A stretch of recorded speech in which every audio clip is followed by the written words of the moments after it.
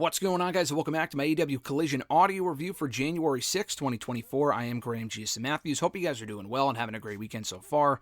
Back with our first Collision audio review in about a month, I think, because there really haven't been a lot of important shows in between. We had no show last week due to the World's End pay-per-view. And just the quality of the show, it did pick up due to the Continental Classic. But beyond the Continental Classic matches, which were great and really carried Collision for about a month or two there, the show really hasn't felt overly important in quite a while. This episode, the first Collision of 2024, did nothing to change my mind. I enjoyed Raw this week, SmackDown, even Dynamite on Wednesday. I did not think this was an overly important show. For the first time in a long time, I did tune in live. I did watch the show live. Didn't really feel like I missed much, though. So I'll get into it here. And as a result, I'm not really sure if I'm going to continue to review the show weekly going forward. I have for the past 6-7 months since the launch, by and large. But if this is going to be how it's going to be going forward, like a glorified B show, as a 2-hour... basically a 2-hour version of Rampage. I'm not sure if it's worth the time to review, but we'll kind of tackle that as we go forward into the new year. But we open up the episode Sting and Darby Allin in action against the Workhorsemen. We were in Flair country tonight, or for this show last night, rather, in North Carolina. So obviously Ric Flair was there. He got a great reaction. I don't really care to see Ric Flair on my TV personally, but he was there with Sting in their corner. They also cut a promo backstage after the match, all hyped up. Darby Allin was just cheesing the entire time. You could tell he was out there, or rather, during that interview backstage, just having the time of his life. But the match itself, I thought, was very well wrestled. It didn't last long, but the Workhorsemen were able to score some offense before losing. They're a very talented team. It's impossible to take them seriously. They're a glorified enhancement team on the show. They're basically a Ring of Honor team, but I thought they went in there, did well for themselves, a great opportunity for them, had a nice little match. It was what it needed to be. Sting and Darby Allin going over, getting a big reaction. We also found out afterward in said backstage interview, it's going to be Sting and Allin versus Powerhouse Hobbs and Takeshita next week on Dynamite. We already knew that, but it's going to be Texas Tornado Rules in Daly's place next week. And Sting made a mention during that backstage interview that was where he debuted for AEW 3 years ago, 3+ years ago at this point. Crazy to think about. Almost not 4 years ago. It was in 2020, but at the tail end of 2020. And that's where he's going to have his final match in Daly's place on Wednesday night. We had an AEW Continental Crown Championship matchup. What a fucking mouthful. Eddie Kingston defending against Trent Beretta, who earned the #1 contendership on Wednesday's Dynamite, winning a Fatal 4-Way. A very good match here. I don't think there was ever any doubt that Kingston was winning, as he should have. He just became the Continental Crown Champion last week.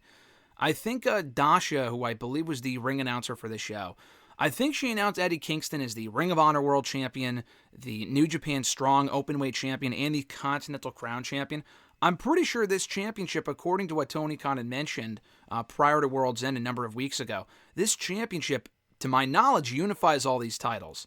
So I know this is a small thing. It doesn't really matter. It bothers me personally as someone who reviews this stuff and writes about this stuff. I think he comes out there wearing 3 championships, but similar to, the individual lineage of each championship might not change.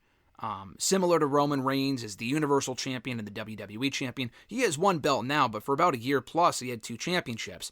I think Eddie Kingston's probably going to be carrying all 3 belts going forward, even though it's technically defended as 1 championship. So, for example, if Trent Beretta won here, which he was never going to, I believe he would also become, by default, the Ring of Honor World Champion and the new Openweight New Japan Champion as well, I think. I don't know if they made that clear or not, but this championship was on the line here. They had a very good match. They got plenty of time. But again, Trent Beretta constantly gets opportunities. And not to say that he doesn't deserve them, but he constantly goes in there and loses.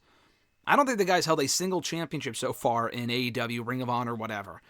He's gone for the Ring of Honor tag titles, the International Championship, maybe the TNT title he definitely did a number of months ago against Christian Cage, and now the Continental Crown Championship as well. Never friggin' wins. Has great matches every time, but it's impossible to take guys like him seriously. But I thought this was a well-wrestled match, though. We had a proving ground match involving the Ring of Honor World Tag Team Champions, the Undisputed Kingdom, not just the Kingdom anymore. Matt Taven and Mike Bennett taking on the Bounty Hunter, Bryan Keith and Komander. Very good match here. Again, getting a decent amount of time, probably more than it needed to. Komander, Bryan Keith, both very good.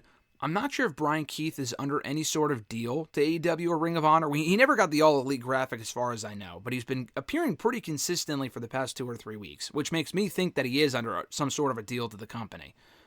Great to see him showcased. I would like to see him move beyond the enhancement stage at some point and get more wins under his belt on AEW TV, Ring of Honor TV as well. But this was a good match, a decisive win for Taven and Bennett as it should have been. Roderick Strong in their corner.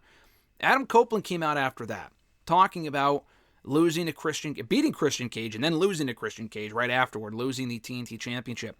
He made a mention of getting an automatic rematch for the championship.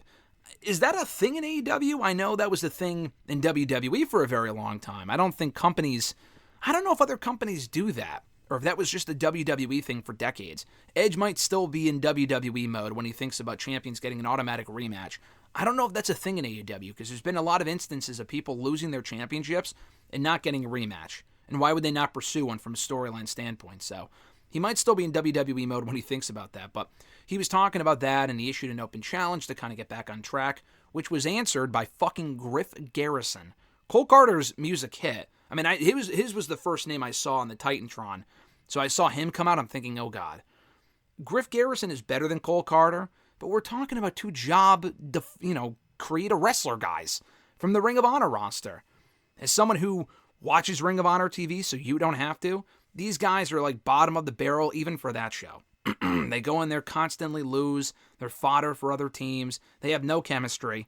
I love Maria Kanellis-Bennett. I think she's great. She doesn't really have a role right now in the Undisputed Kingdom stuff, which is why she's doing her own thing on Ring of Honor TV. Her managing other talents, like the whole Rachel Ellering, Layla Hirsch thing, is fine for her to be involved in. She is not benefiting these guys whatsoever. Griff Garrison is a talented competitor. AEW has far more people that are higher up on the totem pole that are much better than Griff Garrison that deserve television time. I know this was an easy match for Edge to win, pick up a victory, bounce back from World's End, the loss that he suffered on that show. I get it. But at the same time, I just felt like this was a waste of television time. The match really wasn't anything out of the ordinary. I don't really feel like he gained anything from this match. It wasn't a standout showing from Griff Garrison. He was in there for like 6 minutes, but he got beat decisively. Cole Carter got beat up afterward decisively. This was not the Kurt Angle, John Cena ruthless aggression moment, even though they desperately wanted it to be based on the slap that Garrison gave Copeland beforehand. But this didn't really accomplish anything. Not that everything has to accomplish something. I mean, ideally they should. But that being said, it was just a glorified squash. It kind of felt like they were trying to make a star out of Garrison from the showing that he had here. But it wasn't really that memorable of a match at all. Garrison went in there and lost, so I don't know. Garrison's a fine competitor. You could say all you want. Oh, he's more talented than Lexis King, the former, Brian Pillman Jr., his tag team partner in the Varsity Blondes. Julia Hart has them both beat. She's shining right now as the TBS champion. She has shown far more improvement than Garrison and Lexis King combined, in my opinion. And I like both guys. I like specifically Lexis King. I think he has a bigger upside, in my opinion, than Garrison. Lexis King, his promos have been hit or miss so far in NXT, but I think there's more there with him than there is with Garrison, who to me just comes off like a fucking adult version of Kevin McAllister out there looking like a job guy. So, just my opinion. We had Skye Blue taking on Kiera Hogan, the obligatory random women's match on the show. No beef between the two. They had a decent match. Skye Blue winning clean, as she should have, racking up more wins, kind of building the relationship and the alliance between her and Julia Hart, which is fine. But I feel like we should be having more storyline significance to these matches on Collision. What happened to Thunder Rosa? Where did she go? She was on the show 2 or 3 weeks ago. We haven't seen her since. So I don't know what's going on with her. But, Skye Blue winning here.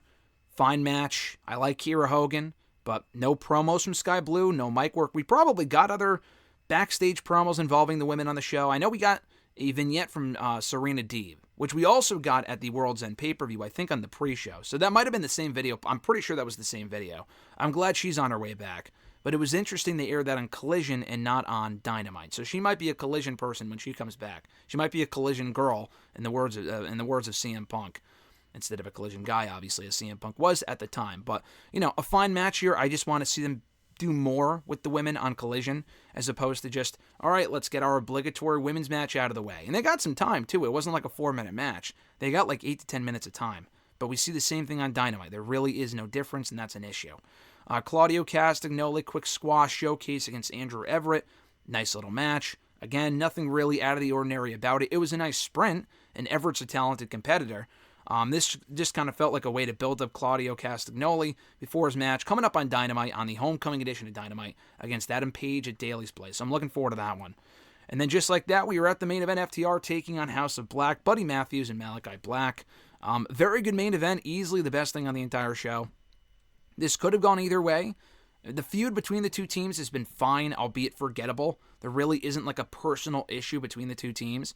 Until now, though, I mean, FTR won, not decisively, so they left the door open for a rematch. They kind of reversed Schoolboy or whatever, and Dax pinned Matthews, I believe.